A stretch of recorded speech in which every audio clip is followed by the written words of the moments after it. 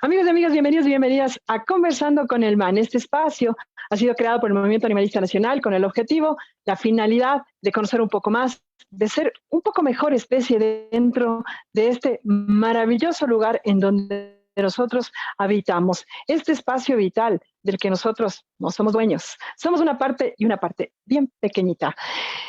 En este Conversando con el MAN tenemos un tema que nos tiene machacando desde hace un buen tiempo y nos tiene bastante preocupados, pero ya vamos a ir por ahí. Espérense un ratito que tenemos unos invitados espectaculares. Primero vamos a comenzar con nuestro ¿Qué hubo, man? ¿Qué hubo, man, en el mundo? ¿Qué pasó en el mundo? Y les cuento que tengo una noticia, como el tema es así como denso y pasional, les tengo una noticia así como más light, más ligera, más chévere. Greta Thunberg, la nueva especie de rana descubierta en Panamá. Un equipo internacional liderado por biólogos de Panamá y Suiza descubrió una nueva especie de rana en el bosque nuboso panameño y fue bautizada como Greta Thunberg, en honor a la activista sueca y sus esfuerzos ante la crisis climática. La ranita Greta Thunberg, Pristismantis greta thunbergae, es el nombre científico, pertenece al grupo de ranas de lluvia rain frogs, del género Pristismantis y de la familia Stravomantidae. Esto lo confirmó a la agencia EFE, el biólogo y director de la asociación Adopta Bosque, Guido Berguido. En el artículo que habla de la nueva especie, fue nombrada oficialmente y fue publicado este artículo en la revista científica Zookeys de la editorial Pensoft. El espécimen fue descubierto por un equipo internacional de biólogos liderado por los doctores Batista de Panamá y Mevert de Suiza, en el cerro de Chucantí, en la reserva situada en la provincia de Darién y es administrada por Adopta Bosque, es decir, es una reserva privada. La nueva especie de rana es endémica de Panamá. Solamente está reportada en esta república y sus parientes más cercanos habitan el noreste de Colombia, indicó el Ministerio de Ambiente de Panamá y la asociación Adopta Bosque. Esta es ya, apenas aparece, ya es una especie de rana amenazada, es preocupante. El Ministerio de Ambiente panameño y la asociación Adopta Bosque resaltaron que la sombría situación de la ranita Greta Thunberg está estrechamente relacionada, paradójicamente, con el cambio climático. El aumento de las temperaturas destruiría el pequeño hábitat de montaña de esta ranita, puesto que la región está alrededor del cerro Chucantí, ya ha perdido más del 30% de cobertura boscosa en los últimos años, agregó el pronunciamiento de estas agrupaciones. Otra amenaza de la nueva especie de rana es un mortal hongo quítrido que afecta a la piel de los anfibios. Es preocupante la situación de la ranita ya. Por eso es importante las reservas, dice Berguido. Contó que esta nueva especie fue descubierta como parte de un trabajo doctoral que realizan y consiste en hacer un análisis de los anfibios de Darién. Llegar al bosque nuboso, donde se encontró la rana, involucra cabalgar largas horas a caballo a través de senderos muy fangosos, caminar por pendientes muy empinadas, pasar por 2 helicópteros estrellados décadas atrás y acampar arriba de los 1000 metros de altitud. El que este hallazgo se haya realizado en una reserva privada tiene una gran importancia. Este es un llamado de atención respecto a lo que se tiene por descubrir, estudiar y sobre todo por conservar, dijo Guido Berguido. Les cuento cómo pasó este asunto de que le nombren Greta Thunberg. En el 2018, Rainforest Trust, una organización sin fines de lucro cuya base se encuentra en Estados Unidos, celebró su 30 aniversario organizando una subasta, donde se ofreció los derechos de nombrar algunas especies nuevas para la ciencia. El ganador de la subasta propuso nombrar a la nueva rana descubierta en Darién como Greta Thunberg, en honor a los esfuerzos de esta activista por la lucha por el cambio climático. Su huelga escolar por la acción climática ante el Parlamento sueco ha inspirado a estudiantes de todo el mundo a llevar a cabo huelgas similares, conocidas como Fridays for Future. Ella ha impresionado a líderes mundiales y su trabajo está atrayendo a otros a la acción por el clima, dijeron fuentes oficiales. Así es que hay una nueva ranita llamada Greta Thunberg. Esperamos que nos dure muchísimo y que la devastación de la que está haciendo objeto, el hábitat de esta pequeña ranita se detenga, que detengamos toda la devastación que estamos causando en el planeta Tierra, porque les cuento que no tenemos a dónde ir. Es el único planeta que tenemos y deberíamos de estar ahorita, ya ahorita, como dice la misma Greta Thunberg, corriendo en círculos y realmente asustados, porque eso dijo ella, como quiero que actúen como que su casa se estuviera quemando, porque se está quemando. Esto ha sido la noticia que les tenía así más light, más ligerita, aquí en nuestro Cubo Man. Y empezamos ya nuestro conversatorio. Importantísimo el tema que tenemos ahora. Hemos venido desde hace más de un año ya que viene esta causa en la Corte Constitucional, muy preocupados y por supuesto trabajando para que esta acción de inconstitucionalidad tan traída de los pelos, ya nos va a contar la Vivi de qué se trata, cómo se da la cuestión, no tenga eco en la Corte Constitucional. Para conversar sobre este tema, hemos traído a dos invitados muy especiales, dos invitados que se la saben de todas. Espérense que se me abra el WhatsApp que se me acaba de cerrar. Si no tengo cómo presentarles, no hay el texto. Como les comentaba, pues esta preocupación la venimos trayendo desde hace un año atrás. Es una acción de inconstitucionalidad interpuesta por galleros y taurinos, y por ahí la Corte se hizo las pilas y metió dos acciones de inconstitucionalidad que teníamos interpuestos los antitaurinos desde hace como 7 años atrás. Estaban ahí dormiditas en la Corte, ni zona le paraban, y ahora sí las metieron en este paquete. Pero la Vivi nos va a contar de todo esto. Les cuento quiénes tenemos de invitados. Viviana Morales Naranjo, ella es abogada de la Universidad Central, es máster en Derecho Ambiental por la Universidad de Sorbona, es candidata a PhD en Derecho de la Universidad Andina Simón Bolívar, es docente de Derecho Constitucional y Derecho Ambiental en la UDLA. También es docente de Derecho Administrativo en el IAEN y docente invitada de Delitos Ambientales en la Universidad Andina Simón Bolívar. Es un gustísimo para Conversando con el Man tenerte entre nosotros, mi querida Vivi. ¿Cómo estás? Bienvenida. Hola Ruby, ¿cómo estás? Gracias por la invitación. Hola Pedro, hola a todos quienes nos acompañan esta tarde. Gracias por darse cita para hablar de este tema tan importante, sobre todo porque lo que está en juego son muchísimas cosas. Entonces, qué gusto poder compartir con ustedes. Muchas gracias, Vivi. También estamos con nosotros el Pedrito. Finalmente le podemos tener al Pedro en el Conversando con el Man. No tienen idea de cuántas veces le hemos invitado y se ha hecho el divino. Yo no voy a esos programas, yo solo estoy con el mono. Dijo un día, no es cierto. Finalmente podemos tenerle al Pedrito Bermeo Guarderas aquí en Conversando con el Man. Es activista por los derechos de la naturaleza y de los animales, incluidos los humanos. Pedro Bermeo Guarderas, bienvenido a Conversando con el Man. Hola Mari, hola Vivi, me sumo a las palabras de la Vivi, muchísimas gracias por la invitación y no sea mentirosa que sí he venido varias veces. había que meterse su vacilada. Bueno chicos, este tema prendió las alarmas. De hecho, hemos estado en este tema desde hace un año atrás, presentamos como ciento y no sé cuántos amigos curiae, todos basados en la ciencia, todos muy estudiados en la audiencia que se dio hace un año, y al tener la Corte ya lista una sentencia hace, ¿qué? Fue el año anterior, ¿no es cierto? Finales de diciembre del año anterior, pues ya metió una sentencia la jueza Carmenza Corral, pues se prendieron las alarmas, porque hay un poco de cosas bastante raras en este juicio.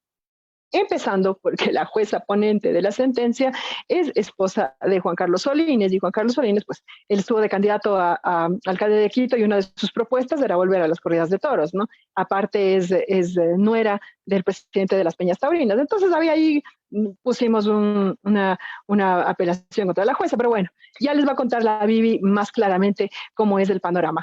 Pero primero quiero empezar con el Pedrito. Pedrito, quiero que me cuentes, por favor, brevemente, por qué se da esta acción de inconstitucionalidad y sobre todo que nos expliques por qué hay también dos acciones de inconstitucionalidad interpuestas por parte de los antitaurinos. Cuéntanos, por favor, un poco, recapitulando la historia.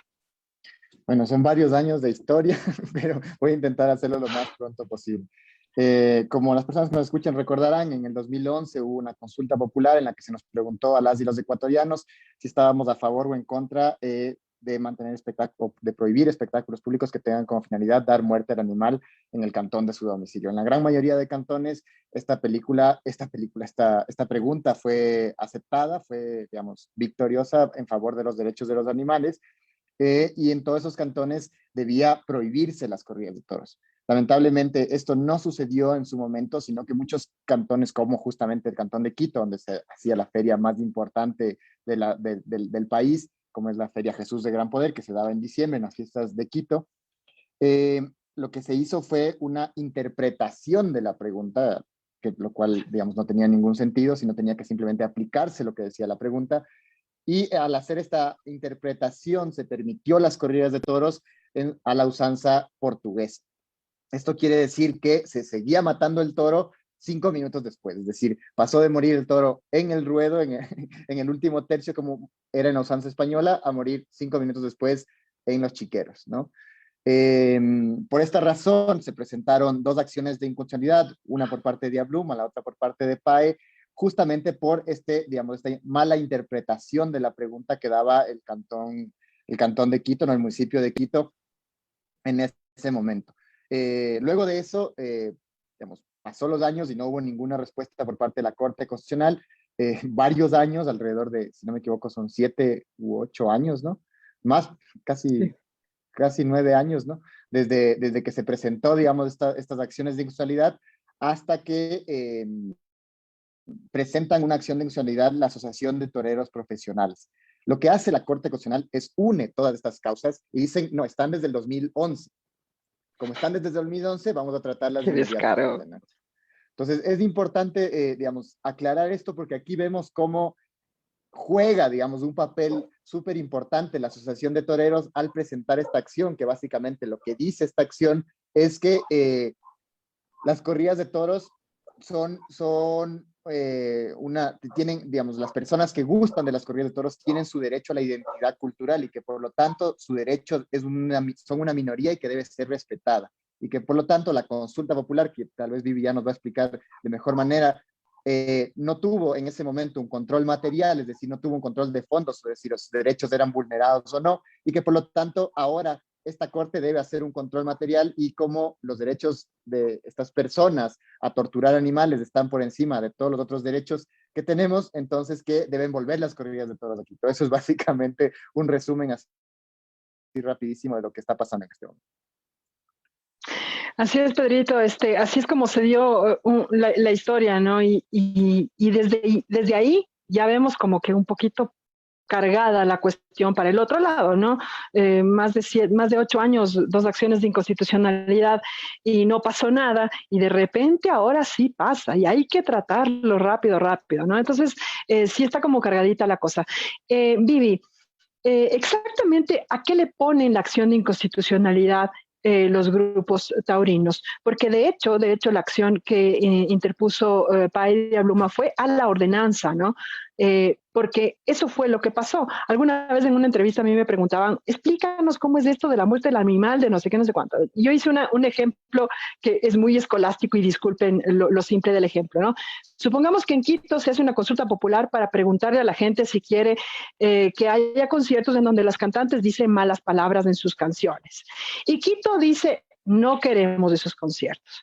¿Qué es lo que tenía que hacer la alcaldía? La alcaldía tenía que poner una ordenanza en donde diga, en el Distrito Metropolitano de Quito están prohibidos los conciertos donde los cantantes digan malas palabras en sus canciones. Punto final. Eso es lo que tenía que hacer. ¿Qué fue lo que hizo la alcaldía de Barrera? Cogió las canciones y le quitó las malas palabras y dejó los conciertos. Es más o menos un ejemplo, un paralelismo de lo que pasó aquí en Quito. Entonces, desde ahí, otros cantones se sumaron a esta maravillosa interpretación de la voluntad popular que hizo Barrera y empezó a hablarse de que si con muerte del animal, si sin muerte del animal, cuando eso no es lo que estaba en juego. En juego estaba la prohibición total del espectáculo. Mi querida Vivi, cuéntanos por favor, ¿a qué le ponen acción de inconstitucionalidad los grupos taurinos? Ok, bueno, yo creo que hay que empezar siempre diciendo que a veces las normas, o en realidad siempre las normas jurídicas son susceptibles a interpretación y las interpretaciones pueden ser diversas y necesariamente tienen una carga jurídica, una carga política, una carga ideológica. Entonces creo que hay que empezar contextualizando que cuando en el 2011, y concuerdo con todo lo dicho por Pedro, es que cuando en el 2011 y en el 2012, tanto Felipe Ogaz en ese momento en representación de Diabluma, como después el PAE, la Fundación Protección Animal Ecuador, presentan estas acciones de inconstitucionalidad. Lo hacen porque efectivamente la interpretación que se dio a la pregunta que se llevó a las urnas fue una interpretación sumamente restrictiva, en el sentido de que la pregunta decía, ¿está usted de acuerdo con que se prohíban los espectáculos que tengan por finalidad dar muerte a un animal? Y entonces, como bien decía Pedro, al final la interpretación que va a dar la alcaldía es una interpretación de si la finalidad es dar muerte al animal, entonces simplemente prohibamos que la gente o los espectadores vean la muerte del animal, pero que se siga realizando estos actos de sufrimiento y de crueldad en el que las estadísticas dicen que al final el 90% de toros terminan muriendo, porque en realidad el número de indultos es súper pequeñito y son animales que incluso los indultados son sometidos a tratos crueles. Entonces, esta posición de la alcaldía que se visibilizó a través de esta ordenanza de Augusto Barrera en el 2011 es con lo que no nos sentíamos conformes, o con los que no se sentía conforme el movimiento animalista, en esta necesidad de interpretar y de exigir una interpretación extensiva y sistemática, sobre todo del derecho de participación, que no se vea limitado lo que la ciudadanía se pronunció en las urnas, es que se presentan estas dos acciones de inconstitucionalidad que guardaron el sueño profundo, como bien dijeron, por alrededor de 9 años, pero en el año 2020, la Asociación de Taurinos, la Asociación de Toreros del Ecuador, y adicionalmente un año después una persona privada, pero en representación y velando por intereses de los grupos galleros, presentan dos acciones de inconstitucionalidad más. ¿En contra de qué? Lo que pasa es que en el 2019, en la alcaldía de Jorge Yunda, el Consejo Metropolitano, porque claro, también hay que entender que la decisión de una ordenanza no la emite solamente un alcalde, sino con el apoyo del Consejo Metropolitano, es que al final se va a decir que todos estos años, desde el 2011 hasta el 2019, aquella ordenanza de Augusto Barrera que había permitido los 3/4 del espectáculo taurino era contraria al pronunciamiento ciudadano en las urnas, porque al final no se estaba respetando la voluntad popular si se estaba permitiendo que al final el animal sea maltratado, expuesto a tratos crueles y al final que mueren los chiqueros. Entonces, en esta idea de garantizar y de efectivizar los resultados de la consulta popular, en los que en cantones como Quito ganó el sí, el apoyo a la prohibición de este tipo de espectáculos, es que efectivamente va a emitirse esta ordenanza, la 11 del año 2019, prohibiendo definitivamente las corridas de toros, pero también basado en una ley. Hay que acordarse, porque cuando tú lees las acciones de inconstitucionalidad, por ejemplo, la de los galleros, ellos dicen que el Consejo Municipal y la Alcaldía se tomaron atribuciones que no les correspondía, porque eso se debería hacer por ley y no mediante una ordenanza. Entonces, de hecho, sí es bueno siempre recordar que incluso el mismo Código del Ambiente establece que en aquellos cantones donde hubiese ganado el sí, es decir, el apoyo a la prohibición de las corridas de toros, se tiene que prohibir este tipo de espectáculos. O sea, eso ya nos dice el Código del Ambiente, precisamente basado en los resultados de la consulta popular del 2011. Entonces, lo que hace la ordenanza del municipio de Quito del 2019 es dar cumplimiento tanto a la consulta popular de la ciudadanía que manifestó su derecho a la participación, pero adicionalmente del Código del Ambiente. Entonces, todo esto es lo que está siendo cuestionado ahora por los taurinos y los galleros. Del hecho, porque ellos dicen que esta consulta popular del 2011, de acuerdo a ellos, careció de algo que se conoce como el control material. Es decir, que se tenía que haber hecho un análisis de qué derechos estaban violentando o no, y que como la Corte Constitucional del 2011, al momento de revisar la pregunta, no hizo este control material, este análisis de qué derechos se vulneran o no, esos resultados de la consulta popular, y en sí la consulta popular sería inconstitucional. Entonces, ese es el argumento inicial con el que obviamente tengo argumentos para decir que no es así, pero en términos generales de eso. Nos queda claro, Vivi. Pedrito, hay el tema ya de la ordenanza. Sobre la ordenanza, pues Barrera decide que es una súper buena idea. A mí se me da la idea de que él intentó estar, como dirían, con Dios y con el diablo, ¿no? Intentó contentar a todo el mundo y a la final no lo consiguió. Con nosotros no lo iba a conseguir haciendo las cosas a medias. ¿Qué pasó, Pedro, después de que se diera la ordenanza, de que se eliminara la muerte del animal del espectáculo? ¿Por qué pasaron de 16.000 asistentes en el coso de Iñaquito a apenas con 6 días, ojo, 6 días de feria y lleno total? Pasaron a 3 días en Belmonte con 3.000 asistentes y lleno un solo día. ¿Por qué se dio esto? Bueno, yo creo que lo que realmente acabó con las corridas de toros no fue la prohibición, sino el debate, ¿no? El debate, es decir, tener que haya personas hablando sobre qué está pasando en ese espacio es lo que realmente acabó con eso, ¿no? Hay muchísimas personas que gustaban de las corridas de toros. Yo me acuerdo en todos mis años de activismo que, digamos, por ejemplo, hacíamos una serie de acciones como entregar flores, ¿no? Fuera de la Plaza de Toros y les decíamos por todos los toros muertos en estas corridas, y la gente cogía las flores y nos decía que se acaben las corridas y que siga la fiesta. La misma gente que salía de las plazas de toros no estaba, digamos, no estaba de acuerdo con lo que estaba pasando en la arena, pero sin embargo, digamos, gustaba del espectáculo. Entonces, esto es algo que nos dice muy claramente cómo realmente opera estos espectáculos, ¿no? Cómo el statu quo de este grupo, ¿no? De este grupo económico, que es súper importante entenderlo así, ¿no? Es una élite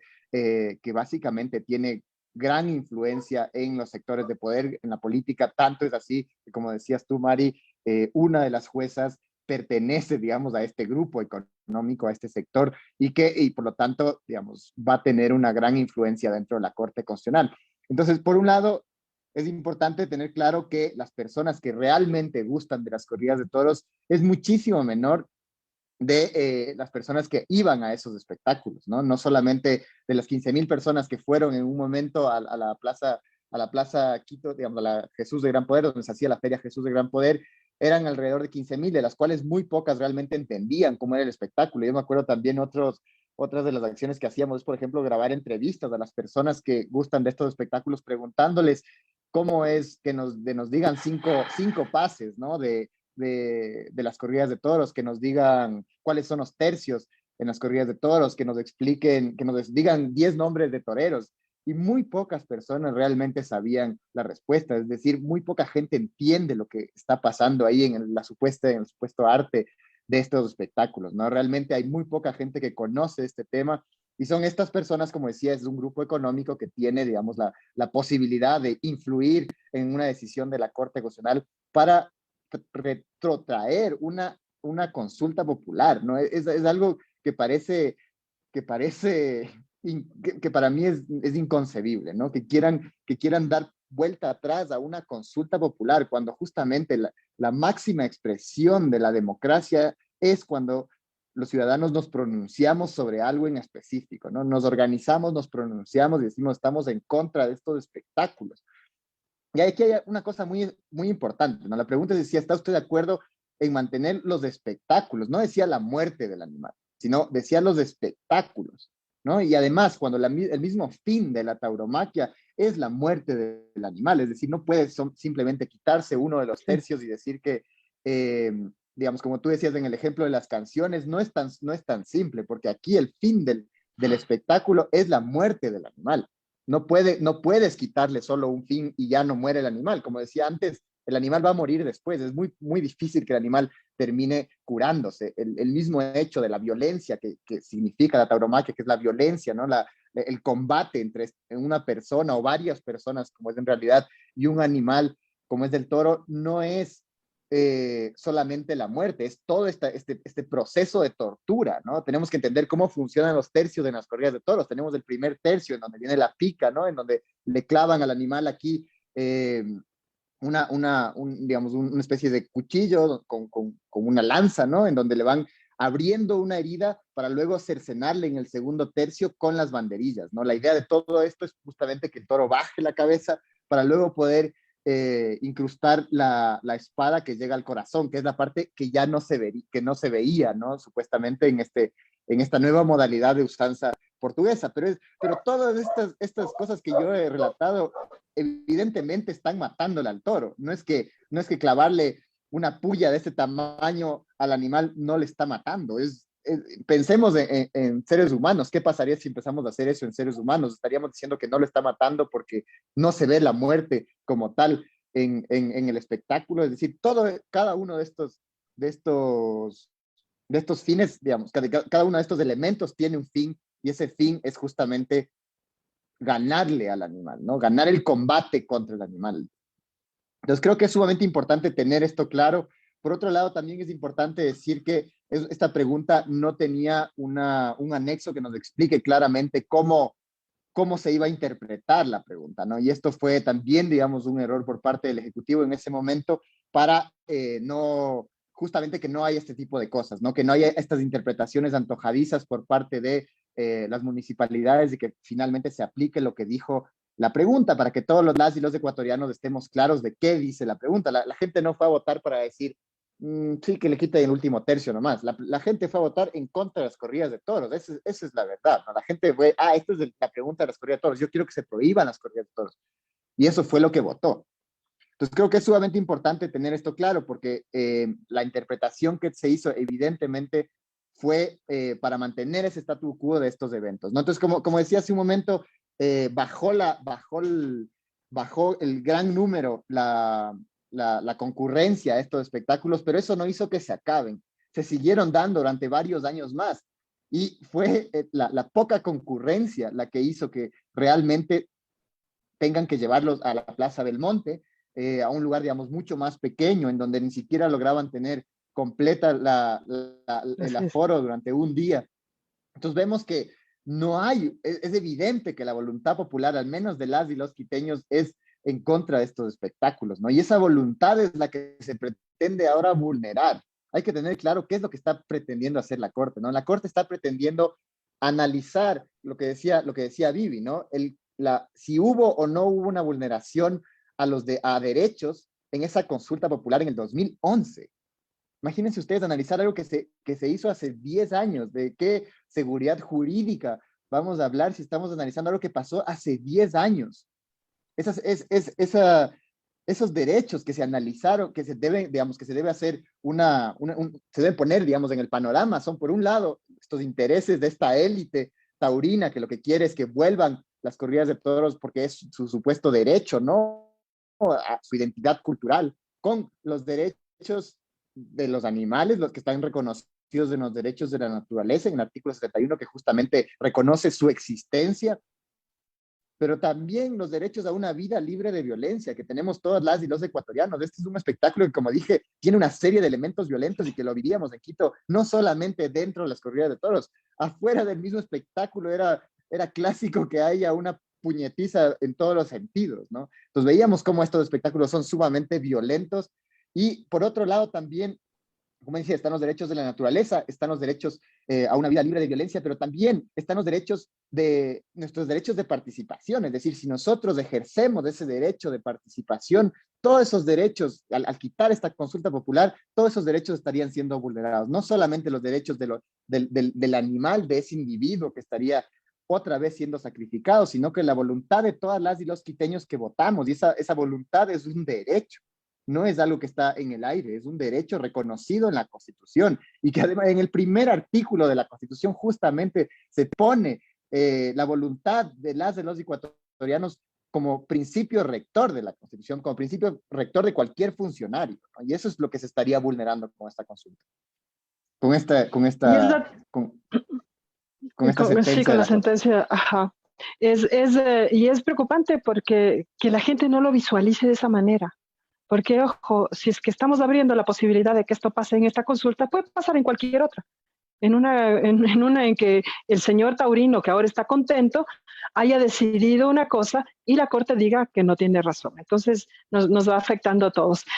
Me atrevería, perdón, antes de seguir con Vivi, me atrevería a decir que otro de los motivos por los cuales dejó de haber 16,000 personas en Iñaquito para llegar a 2,000, 3,000 personas en Belmonte, fue el hecho de que salió una ley que prohibía vender licor adentro. Entonces, como ya no había cómo beber adentro, Sí, ¿para qué voy a pagar la entrada para si no puedo beber adentro? Me quedo bebiendo afuera. Entonces, eso bajó también muchísimo la cantidad de gente que entraba a la Plaza de Toros. Vivi, nos hablaste un poquito del tema del control material. Hay un dictamen de la Corte del 2019 que señala que los pedidos de consulta que corresponden a la Corte deben entrar en un control no solamente formal, sino también un control material frente a la Corte Constitucional que permita garantizar que no se incurra en violentaciones o prohibiciones constitucionales. Explícanos un poquito, Vivi, cómo es esto y además, cómo es este asunto de que con un dictamen del 2019 se pretende hacer control a una pregunta emitida el 2011. ¿Qué sentido tiene esto, por favor, Vivi? Ok, muchas gracias. A ver, efectivamente el punto central que se quiere atacar por parte de toreros y galleros es que no se hizo un control material y que solamente se hizo un control formal. Nosotros tenemos una ley que se llama la Ley Orgánica de Garantías Jurisdiccionales y Control Constitucional. Esa ley establece que cuando la Corte Constitucional recibe un pedido de consulta popular, tiene que revisar las reglas procesales, la competencia, o sea, que sea, digamos, el órgano adecuado para poder realizar la consulta popular, que haya libertad del elector, que no se le induzca a equivocaciones o a presiones, que haya claridad y lealtad en la pregunta. Esos aspectos que la Ley Orgánica de Garantías Jurisdiccionales contempla, eso hizo la Corte Constitucional. Es decir, la Corte, cuando revisa en el 2011 la pregunta, determina y va punto por punto diciendo si se han respetado las reglas procesales y si hay competencia y si hay libertad del elector y si hay claridad y si hay lealtad. Eso sí se hace y al final se declara la constitucionalidad de esta pregunta y se lleva a las urnas. Lo que pasa es que en la Ley Orgánica de Garantías Jurisdiccionales no hay una regla específica que diga que se tiene que hacer un control material a las consultas populares, sin perjuicio de que efectivamente sabemos que los derechos y el respeto a los derechos puede ser revisado por la Corte Constitucional. En ese momento, cuando la Corte Constitucional revisa, hace el famoso control formal y se manda la pregunta a las urnas siguiendo lo que dice la Ley Orgánica de Garantías Jurisdiccionales. Entonces, el alegato de toreros y galleros respecto a que por qué no se hizo un control material es porque no hay una norma expresa que así establezca que las consultas populares tienen que necesariamente pasar por un control material. Ya en el año, y tan es así que en el año 2019, este dictamen del que tú hablabas, el 1019 CP, la Corte Constitucional va a decir, ojo, cuando yo reviso consultas populares, yo no solo tengo que hacer un control formal, como me dice la Ley Orgánica de Garantías Jurisdiccionales, yo también tengo que hacer un control material para ver si efectivamente los derechos de los ciudadanos y todos los derechos reconocidos en la Constitución están siendo garantizados. Entonces, el punto es que a partir de ese dictamen se crea la regla jurisprudencial de que cualquier consulta popular tiene que pasar tanto por un control formal como por un control material. Y eso está muy bien, eso es plausible, qué bueno que se garanticen derechos, porque como bien decía Pedro, aquí se están violentando un montón de derechos al permitir la realización de las corridas de toros. Entonces, como los derechos de la naturaleza y los derechos de participación y el derecho a la vida libre de violencia, ojalá y digamos en futuras consultas populares todos los derechos sean garantizados y no solo los que los toreros o galleros invocan. El punto es que este control que ellos aducen que no se realizó no era obligatorio en el año 2011 y cuando la Corte en el 2019 dice que se tiene que realizar tanto un control formal como un control material, tiene que aplicarse con efectos posteriores, es decir, la ley en este país no es retroactiva, salvo que la misma Corte lo hubiese expresado así, pero en ninguna parte del dictamen de la Corte Constitucional dice, ojo, esta línea o esta decisión que yo estoy emitiendo va a tener efectos retroactivos y por lo tanto todas las consultas populares que previamente a esta decisión, a este dictamen no hayan pasado por un control material, tienen que ser sometidas a un control material. Esa regla no la dijo la Corte. Entonces, se entiende que tiene efectos posteriores, es decir, a partir del 2019. Cualquier consulta popular que se realice tiene que pasar por un control formal y por un control material. Pero como bien decía Pedro, no hay seguridad jurídica, es decir, no sabemos a qué nos atenemos. Si la Corte Constitucional pretende, en el peor de los casos, que yo espero que no pase y espero que la Corte resuelva en derecho y diga que no se puede pretender aplicar una regla del 2019 a una consulta popular realizada en el 2011, porque eso violenta toda seguridad jurídica, la misma seguridad jurídica que han venido invocando los toreros y los galleros, porque ¿qué seguridad jurídica hay? Si es que vamos a las urnas en 2011, nos pronunciamos y a esto que la doctrina le llama el poder constituyente derivado, es decir, la democracia directa, aquella democracia en la que nosotros decidimos manejar el destino del país, en la que no son 9 jueces o en la que no son 127 asambleístas, sino que son todos los calificados en el padrón electoral los que en las urnas se pronuncian para decidir sobre los asuntos de interés nacional. No puede ser que el poder constituido, es decir, una corte constitucional o unos asambleístas, quieran dar de baja la voluntad popular. Eso no puede pasar porque eso sería una violación inminente y sumamente grave al derecho de participación. Y por eso es que yo me rehúso a pensar que la sentencia que va a salir próximamente respecto a este caso quiera darse de baja una consulta popular, porque eso sería decir que la voluntad de 9 jueces, o quizás de menos, porque tal vez tengan solo 5 o 6 votos, vale más que la voluntad de todos quienes se pronunciaron en las urnas, y eso no está bien. Si ellos quieren crear una regla jurisprudencial como la hicieron, diciendo que la Corte va a revisar el control, va a hacer un control formal y material, que lo haga, pero como se ha hecho siempre, con efectos posteriores, es decir, las consultas populares que se realicen de ahora en adelante, no aquellas que ya están surtiendo efectos jurídicos desde hace 9 años. Entonces, esa es la idea principal, decir que no es que hay una violación a derechos constitucionales porque se siguió el procedimiento establecido en la ley orgánica de ese momento. Y otra cosa adicional es que cuando el presidente de la República en esa época presenta el pedido de consulta popular, yo siempre recalco esto porque a mí me parece como de lo más importante, es que no se vaya a pensar que esto es un asunto político que viene de iniciativa del presidente de la época, que era Rafael Correa. Atrás de este pedido hay un movimiento animalista que ha venido movilizándose y activándose desde los años 90, con una serie de pedidos, de actos de movilización, evidenciando la necesidad de eliminar este tipo de espectáculos. Entonces, este asunto que en el 2011 es promovido, sí, por el presidente, pero con toda una base social atrás y con toda una historia del movimiento social animalista, creo que no puede ser olvidada, y creo que está plasmado incluso en el oficio del presidente de la República. Cuando el presidente le pide a la Corte que revise la constitucionalidad de la pregunta, el presidente va a decir cosas como que es necesario garantizar los derechos de la naturaleza en el país, que es necesario detener la crueldad que caracteriza a este tipo de espectáculos como las corridas de toros. Y eso es algo que no es invento o que no es iniciativa o que no nace por primera vez del debate presidencial, sino que nace con base en todos los diálogos, conversaciones y visibilizaciones hechas por el movimiento animalista. Entonces, recordar que esto no es una decisión antojadiza del presidente de la época, como afirmaron los abogados de los toreros del día de la audiencia de este caso. Esto tiene una lucha histórica que no puede ser olvidado, y tampoco puede ser olvidado el pronunciamiento ciudadano. O sea, estaríamos en una dictadura completa, en un estado de hecho y no de derecho, si decimos que 5, 6 o 9 jueces pueden darse de baja la voluntad popular. Eso, Rubí. Así es, estamos en gravísimo riesgo con este tema de declarar inconstitucional. 9 personas declaran inconstitucional la voz de más de 2 millones de personas. Súper grave.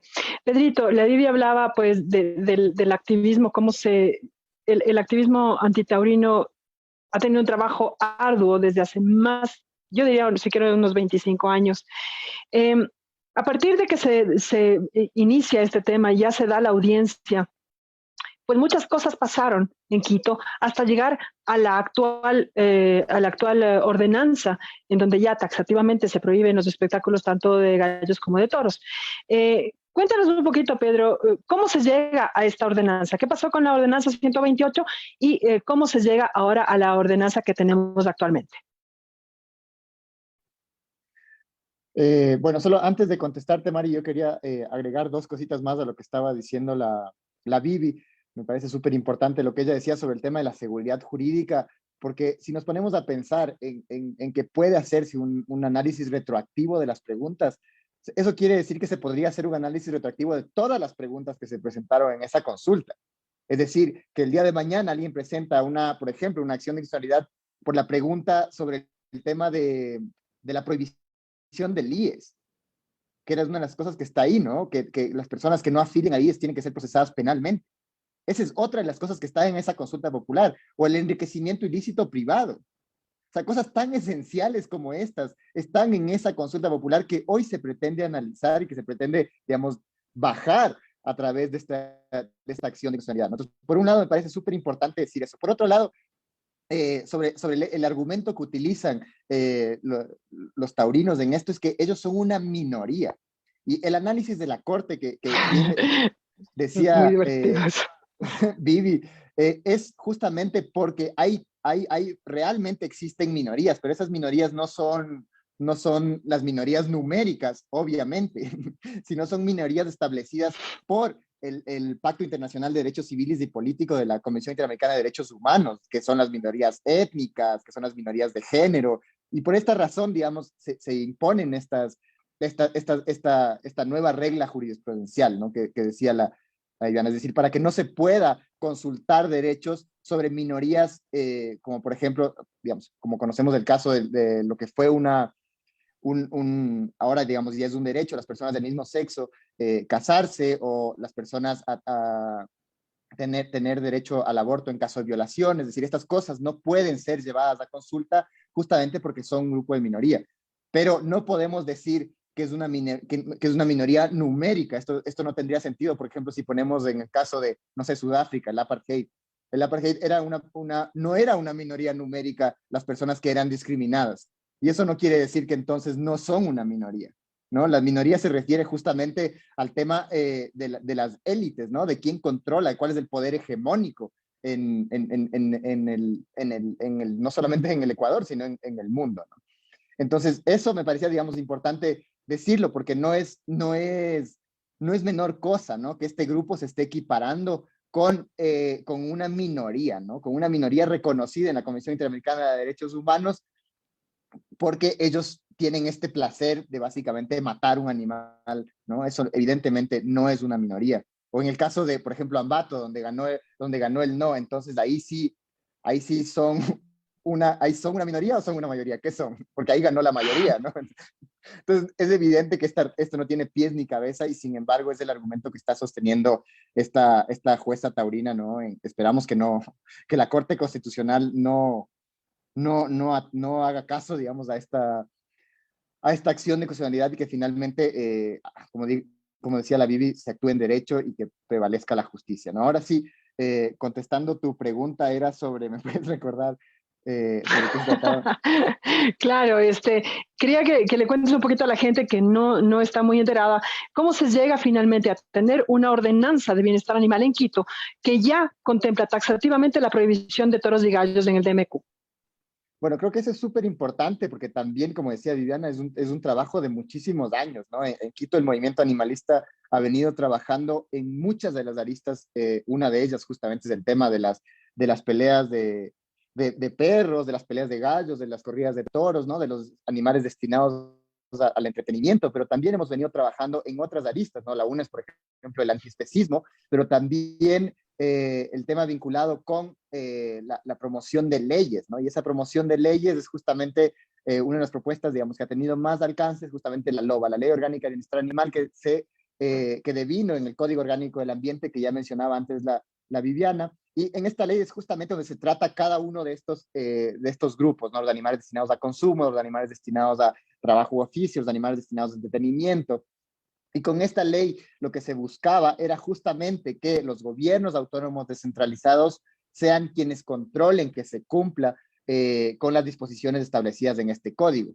Y es por eso que el gobierno autónomo descentralizado, como bien decía Vivi, tiene la responsabilidad, la atribución, ya desde la misma Constitución, desde el COTAD y desde el Código Orgánico del Ambiente, de manejar la fauna urbana, ¿no? El manejo responsable de la fauna urbana. Y eso incluye justamente la prohibición a un espectáculo como las de las corridas de toros. Es decir, el Consejo Metropolitano de Quito estaba vulnerando la ley, el Código Orgánico del Ambiente, al no cambiar su legislación acorde a esta normativa. Es decir, nosotros podíamos haber presentado una acción en contra del municipio justamente porque no estaba cumpliendo una ley que es un código orgánico, ¿no? Que tiene gran jerarquía en nuestra institución jurídica. Entonces, esto es importante, digamos, tener claro, porque no es que el gobierno, un alcalde decidió unilateralmente cambiar o bajar, digamos, derogar esta ordenanza que permitía las corridas de toros ilegalmente, haciendo esta interpretación antojadiza de la pregunta, sino lo que hizo, como decía la Vivi, es poner en manifiesto lo que dice una ley que está por arriba de cualquier ordenanza, ¿no? El Código Orgánico del Ambiente está por arriba de cualquier ordenanza del municipio, y esa ordenanza tenía que ser acorde a lo que dice esa ley. Si esa ley dice que los cantones que tienen, en donde ganó el sí en la pregunta 8, que era la pregunta sobre las corridas de toros, tienen que prohibir esos espectáculos. Es sumamente claro, es taxativo en ese sentido. Entonces, lo que debía pasar es justamente que se prohíban estos espectáculos. Así es, y también cabría mencionar, cuando hacen mal las cosas se les da paz, y cuando hacen bien las cosas se reconoce. La concejala Mónica Sandoval, en un paquete de artículos de la ordenanza de Quito, como ya se iban a meter en el código municipal, todas las leyes y ordenanzas del DMQ, pues eliminaron algunas ordenanzas, algunas artículos que ya no se utilizaban. Entonces ella dijo muy claramente, si la ordenanza taurina ya no se utiliza, ¿para qué la tenemos? Entonces se eliminó la ordenanza taurina, y eso también fue un gran paso. Finalmente, ya en la nueva ordenanza trabajada, hay que repetirlo, desde la sociedad civil, se logró pues la prohibición total del espectáculo aquí en Quito. Vamos a leer un poquito de los mensajes que nos llegan al chat de Facebook. Bernardo Gortay de Mezco dice: acordémonos que la Jesús del Gran Poder se llevaron a Tambillo, así es, donde sí se permitía entre los 3/3, y fracasó olímpicamente por falta de público, así es, eso fue lo que pasó. Y aparte también pasó algo más. Acá el Carlitos dice, también fracasó porque FATA puso una demanda donde la jueza impuso muchas restricciones por estar junto a una escuela. Fue un fracaso total.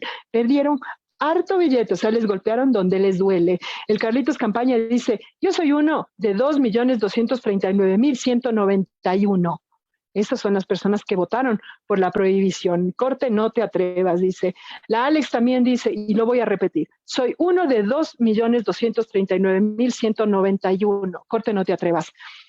Mónica Cabrera Borges dice: el secretismo con el que la Corte Constitucional ha manejado este proceso es normal, es legal, es legítimo. ¿Hasta cuándo puede la Corte mantener su decisión bajo 7 llaves? Ya le vamos a preguntar a la Vivi, esto es importantísimo.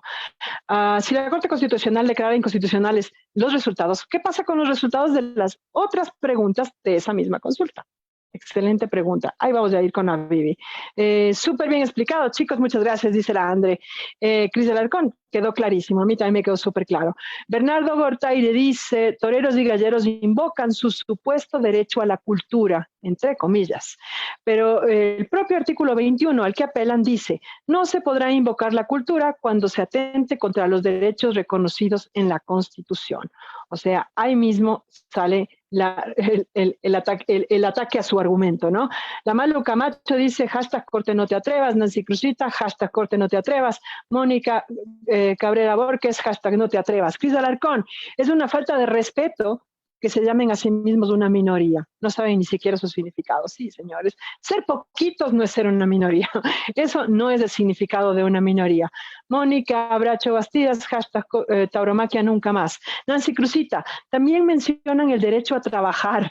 Los ganaderos no viven solo de la tauromaquia, no la usan como justificativo para mantener viva su actividad cruel y violenta. Si utilizan a las personas que venden afuera, es que la pobre gente que vende afuera del espectáculo ya no tiene trabajo. Por favor, señores, estas personas maravillosas venden cualquier cosa en cualquier parte. A ellos no les mueve el espectáculo, les mueve la aglomeración de gente. Como la Vivi ya mismo se nos tiene que ir porque tiene clases, Vivi, por favor, las respuestas a estas preguntas.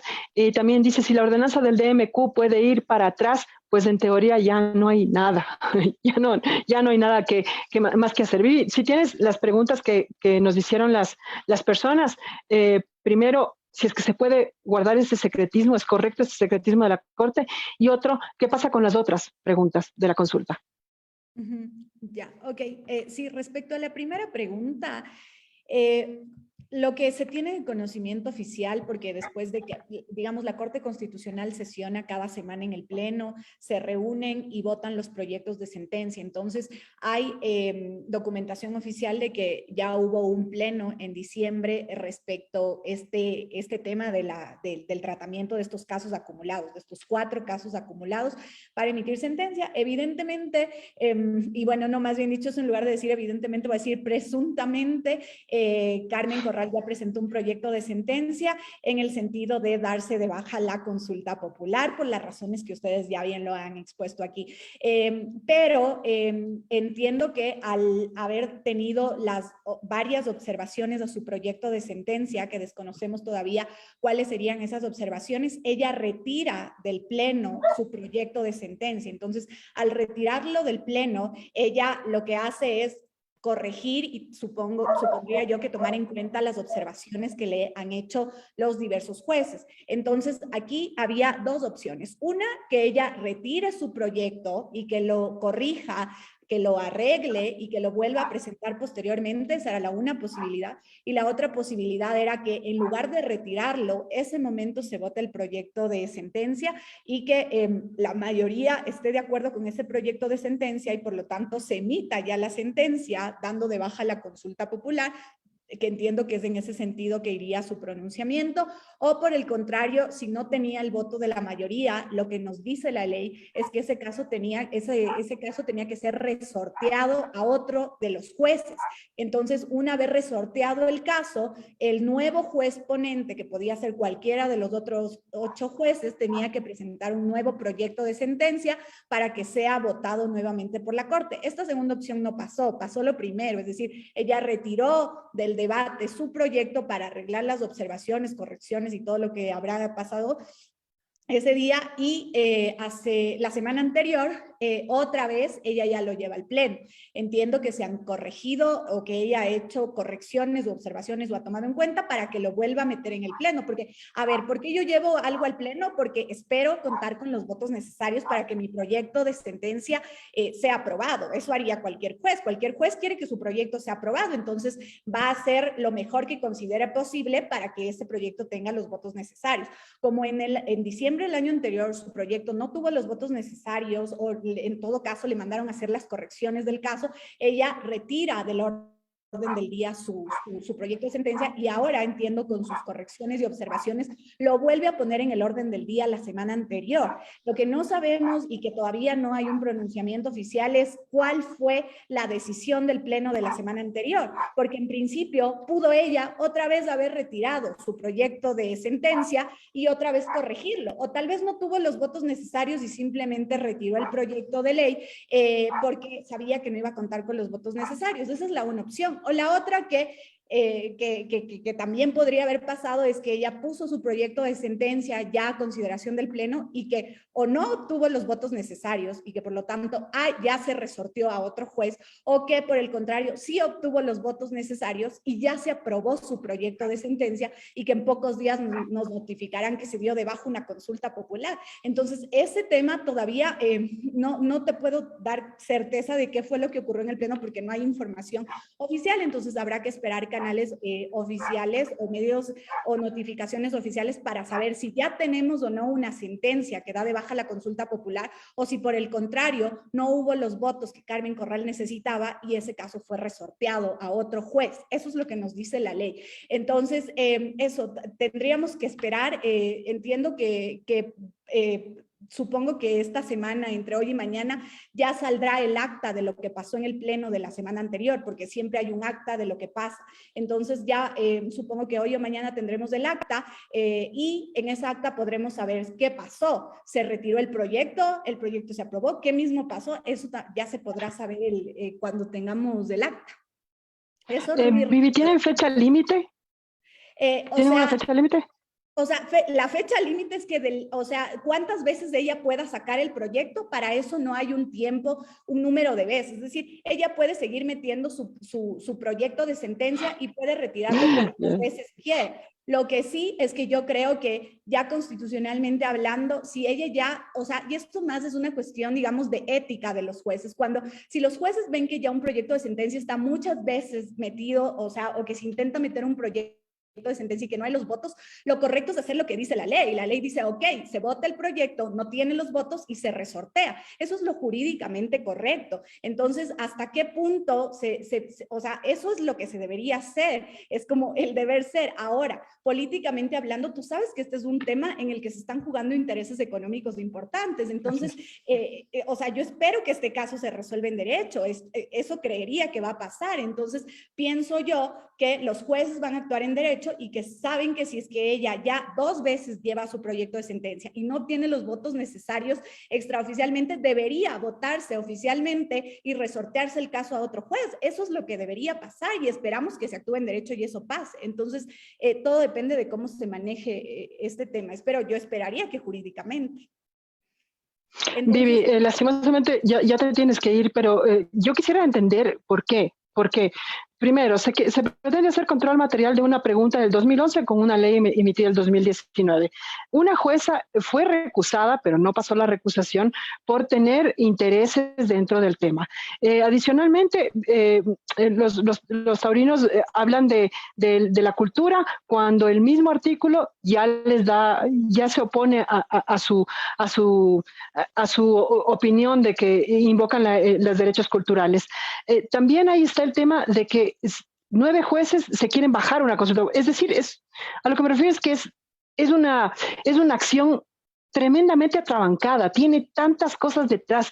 Es un juicio que realmente no debió haber, desde mi perspectiva absolutamente empírica, no debió haber pasado de la primera parte. ¿Por qué pasa un juicio así, Vivi?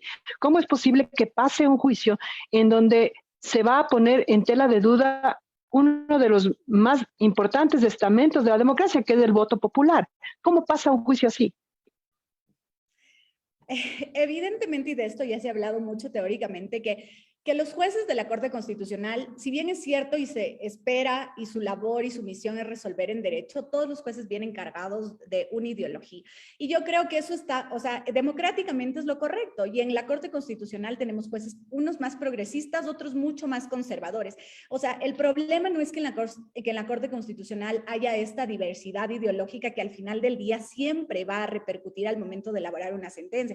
El problema, como tú dijiste, es que cuando un juez aboca conocimiento después de un sorteo es el que aboca conocimiento de un caso, no acepta excusarse, es decir, que voluntariamente yo diga, tengo conflictos de interés en esta causa por X, Y o Z razón y me excuso. O sea, no está mal que yo sea jueza, lo incorrecto es que yo siendo juez y sabiendo que tengo juez y tengo intereses o conflictos de interés, yo acepte y no presente mi excusa. Y peor aún, que existiendo las recusaciones del caso y los pedidos de las razones por las que un juez debería ser recusado, no se dé paso. Entonces, sí es preocupante, sobre todo por todo lo que ustedes han dicho de estos intereses que hay de por medio. Y que no es el único caso, porque, por ejemplo, en el caso de la minería, de este tema de la consulta popular para prohibir la minería en el Chocó Andino, en el noroccidente de Quito, también fue sorteado a Carmen Corral. El caso también se pidió recusación por parte de los colectivos ecologistas y tampoco se aceptó. O sea,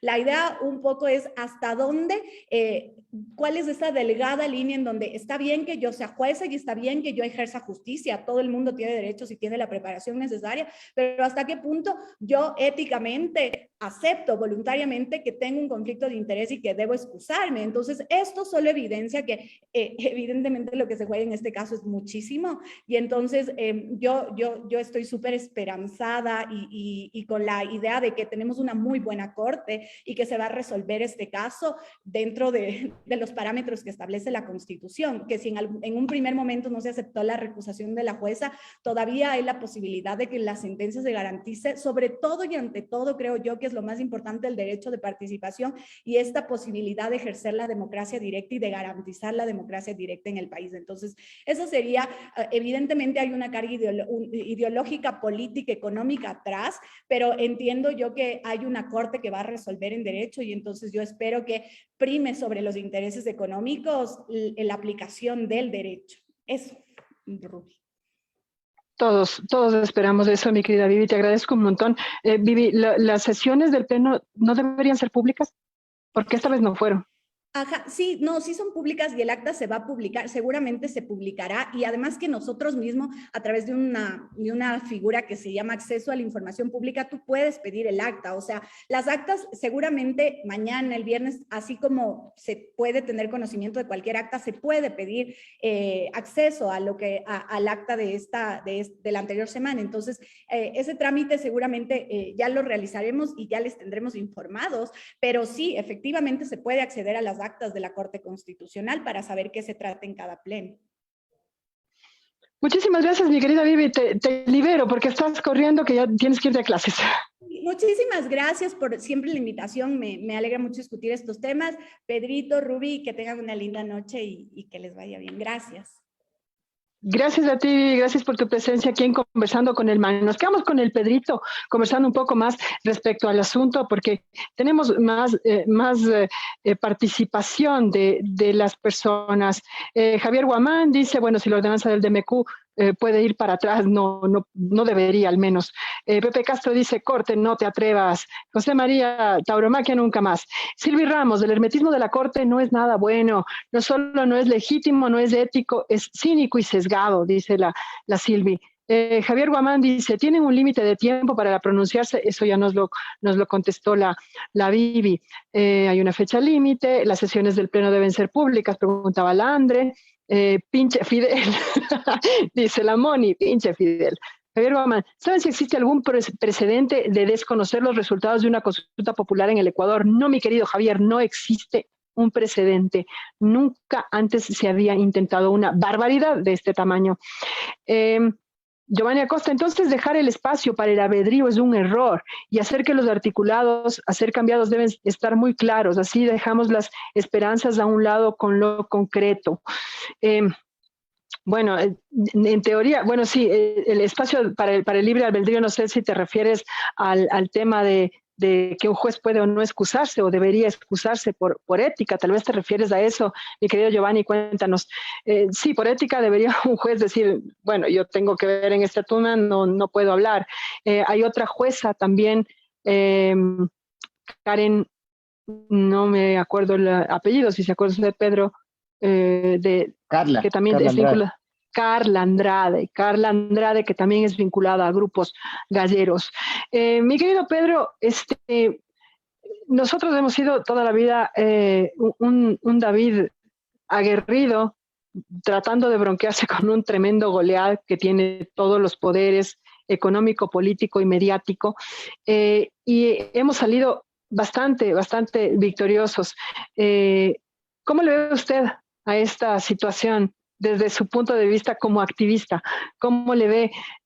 A mí me preocupa mucho porque si se atrevieron a tanto, si se atrevieron a poner una jueza que tiene intereses, si se atrevieron a apelar a una ley emitida en 2019 para tratar una cosa del 2011, si se atrevieron a poner en duda la voz de más de 2 millones y medio de quiteños, si se atrevieron a tanto, es porque algo hay detrás.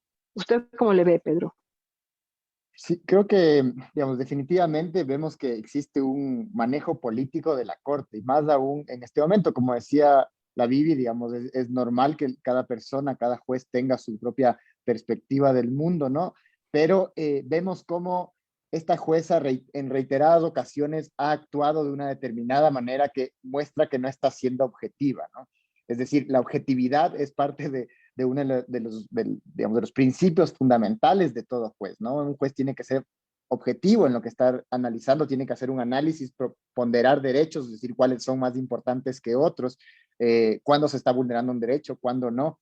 Y en este caso vemos que hay para mí varios elementos que nos demuestran que la jueza no está actuando objetivamente, ¿no? Por un lado vemos que no hubo una excusa, a pesar de, digamos, más ya de la recusación, que es justamente el proceso en que los accionantes se presentan diciendo, por favor, cámbieme a la jueza porque esta jueza tiene algún tipo de conflicto de intereses que evidentemente tiene, porque su familia eh, tiene tiene un interés económico detrás de estos espectáculos, ¿no? Entonces, evidentemente, hay un conflicto de intereses en ese sentido, entonces la jueza no se excusa, eso es, digamos, ya bastante sospechoso. Luego, el manejo como decíamos hace un momento, ¿no? ¿Cómo manejó? Acumuló las causas en un Qué momento justo terrible. específico, en una, digamos, comisión de los jueces en los que justamente tenía para que le caiga a ella este caso, ¿no? Vemos también como otra de las cosas muy sorprendentes para mí, que no creo que ha pasado en ninguna otra audiencia de la Corte Constitucional, es que la o el juez haya excluido a personas que piden ser escuchados en audiencia.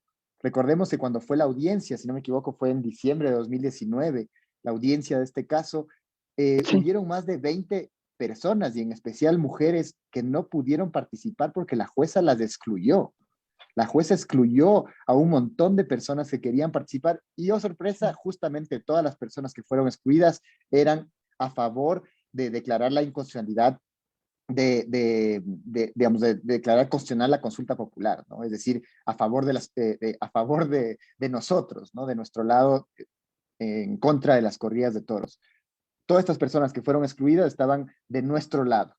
Eso también para mí es una clara señal de que la jueza no está siendo objetiva, ¿no? Luego tenemos el tema del retiro del proyecto, ¿no? Que ha sido ya 2 veces retirado este proyecto. Eso también nos dice mucho, porque justamente, como decía Viviana, la opción que tiene, que establece la ley, es que no están de acuerdo con mi proyecto, entonces hay un nuevo sorteo entre los jueces y llega otro, ¿no? Se vota ese proyecto, no se aprueba y se llega a otro juez y ese juez hace un nuevo proyecto y espera recoger, digamos, el voto de la mayoría.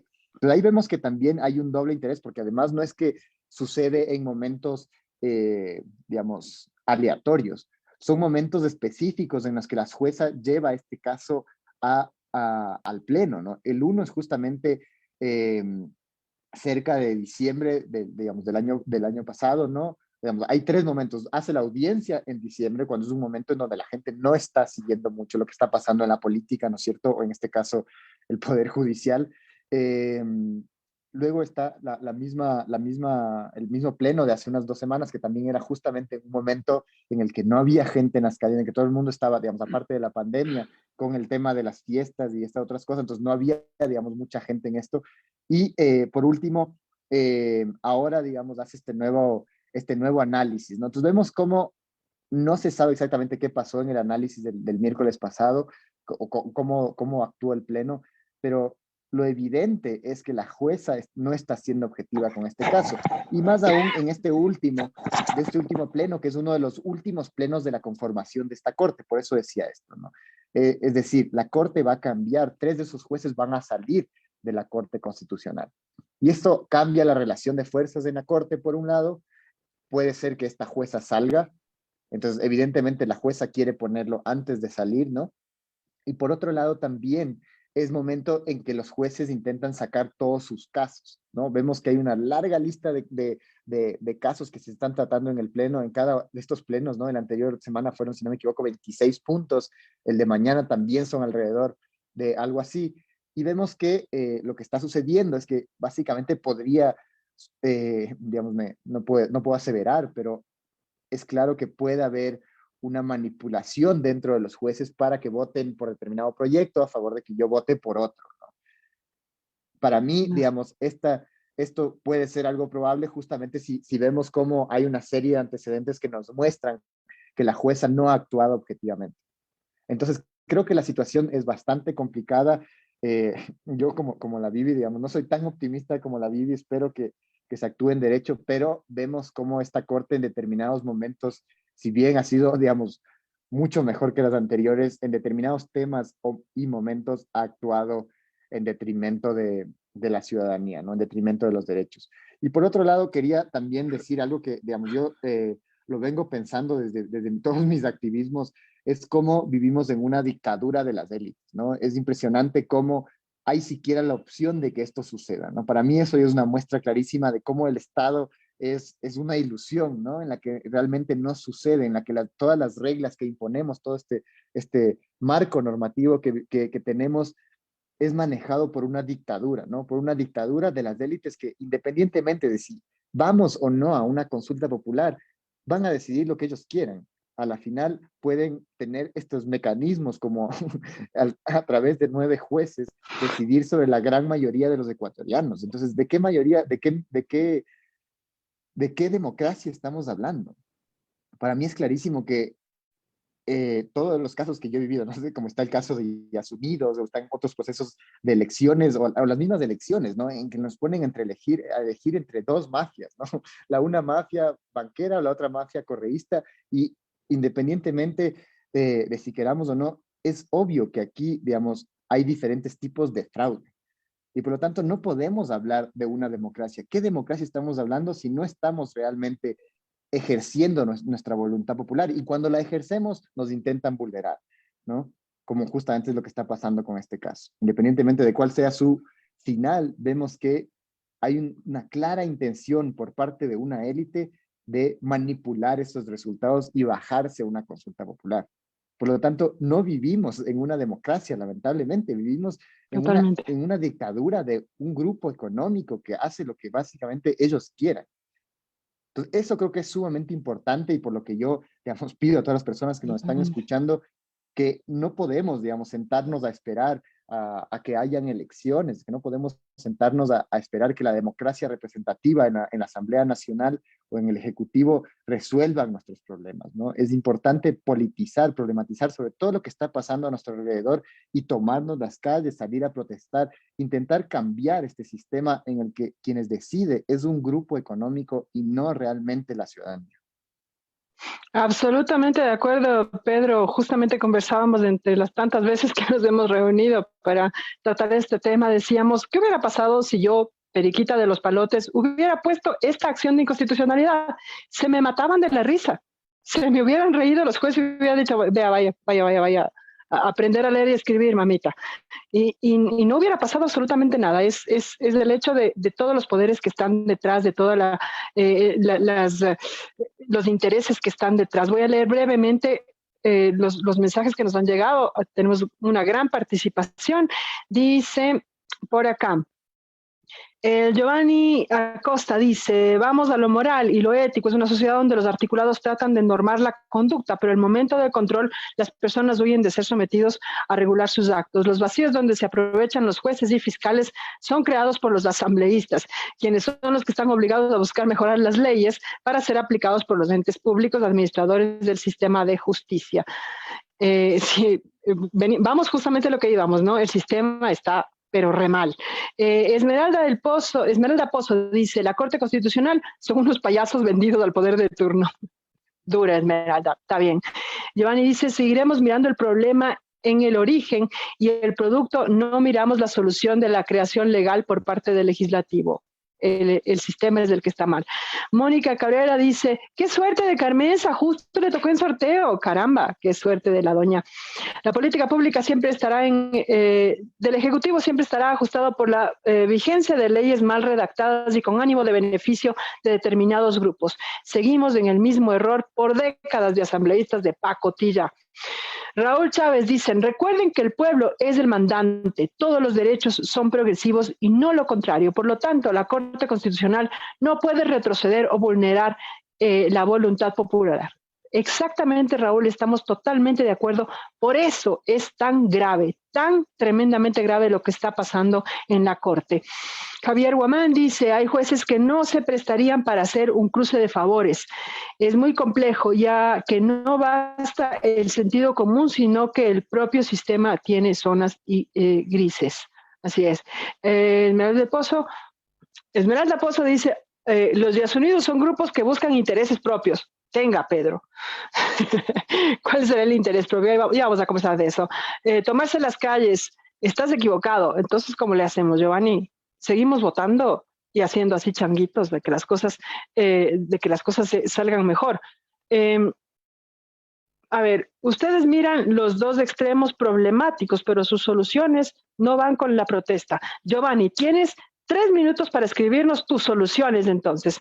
Mi querido Pedro, es imposible abstraernos del tema porque pues, el tema de Yas Unidos también estuvo en recolección de firmas, también fue a voluntad popular y también hicieron lo que se les dio la gana. Cuéntanos un poco y respondiendo al tema de lo que decía Esmeralda Pozo. Bueno, para las personas que no nos conocen, el colectivo Yas Unidos intentó hacer la primera consulta a nivel nacional desde la ciudadanía para preguntarnos si estamos a favor o en contra de la explotación del Parque Nacional Yasuní. Lamentablemente, este proceso fue justamente llevado a fraude, ¿no? Ahora ya hay 3 decisiones del Estado que han demostrado, y además una sentencia de la misma Corte Constitucional que reconoce cómo el último órgano vulneró también nuestros derechos para justamente que no dar paso a esta consulta popular. Y es justo lo que decía antes, ¿no? Es evidente que yo viví en primera persona, justamente como parte de las personas que recogíamos estas firmas, cómo no existe esa democracia participativa, cómo no se puede llegar, es decir, a nosotros nos anulaban las firmas por el gramaje del papel, es decir, qué tan grueso es el papel, era motivo suficiente para anular 8 firmas, ¿no? ¿De qué color es el esfero? ¿De qué tamaño es la impresión? No la veracidad de las firmas, como está establecido en la Constitución y en la ley, sino mecanismos totalmente formalistas para anular gran parte de los formularios. Se anularon alrededor del 60% de las firmas. Y es por eso que el mismo Consejo Nacional Electoral hizo toda una auditoría al proceso, y esta auditoría dice que hubo una actuación irregular y que se vulneraron los derechos de participación de todas las personas que firmamos. Entonces, esto es justamente por las razones, una de las razones por la que yo he llegado a esta conclusión, de que todos estos poderes, sea el poder electoral, sea el poder judicial, sea el poder legislativo que decían hace un momento, son poderes que están corroídos y corrompidos, ¿no? En los que no vamos a poder realmente cambiar estos sistemas y esperar que funcionen de una forma adecuada, porque si nosotros como colectivo de Yas Unidos no logramos llevar a una consulta popular a pesar de haber tenido mucho más de las firmas necesarias para hacerlo, como ya lo han demostrado, como digo, 3 decisiones del Estado, como ya lo ha demostrado, como dice este estudio, digamos, de la auditoría del Consejo Nacional Electoral, como lo dijo también el Consejo de Participación Ciudadana o la misma Defensoría del Pueblo, al colectivo de Yas Unidos se vulneró el derecho de participación, y si se calcula las firmas que teníamos más de las firmas necesarias para llamar a una consulta popular. Y por lo tanto, esto nos demuestra que el problema, digamos, sí, ¿quiénes son los jueces, ¿no? Por un lado, ¿quién elige a los jueces? ¿Quién elige a los consejeros del Consejo de Participación Ciudadana, que es el ente el quinto poder que establece nuestra Constitución, ¿no? Y es el poder que básicamente establece quiénes son las entidades de control, quién está en el Consejo Nacional Electoral, en el Tribunal Contencioso Electoral, en la Corte Constitucional. Si vemos cómo funciona todo el sistema, es ahí el problema, ¿no? Porque nosotros realmente, el hecho de que vamos a votar cada 4 años, estamos votando por una mafia o la otra, pero no estamos realmente votando por lo que nosotros queremos o quisiéramos que suceda. Y ese es el gran problema. La única forma de realmente disputar ese poder es a través de tomarnos las calles, es a través del espacio público, ¿no? Es demostrar que somos la gran mayoría de personas las que estamos en contra de estos espectáculos, es demostrar, digamos, es hacer pública nuestra postura política, ¿no? La política es mucho más allá de las personas que debaten, que fueron elegidas para la Asamblea Nacional, ¿no? Como vemos ahí también hay una serie de mafias, ¿no? Y esas mafias no nos representan y hacen las leyes como ellos quieren, ¿no? Vemos cómo hacen y deshacen lo que quieren. Para mí el mejor ejemplo es justamente cómo se archiva el proceso para destituir al presidente actual, ¿no? Que tiene paraísos fiscales. Sí, qué terrible, Y sin vergonzoso. embargo,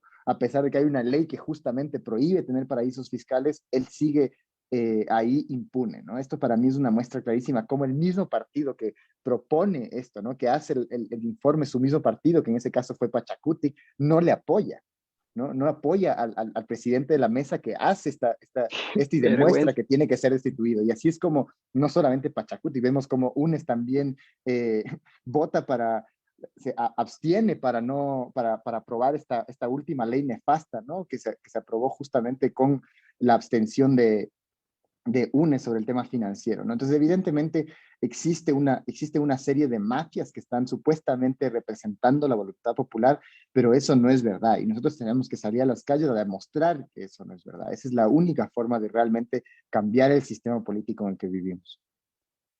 Estoy absolutamente de acuerdo con usted, Pedro, pero aquí como somos plurales, voy a leer brevemente la respuesta de Giovanni Acosta, a quien le dije, tienes tiempo para poner tu respuesta.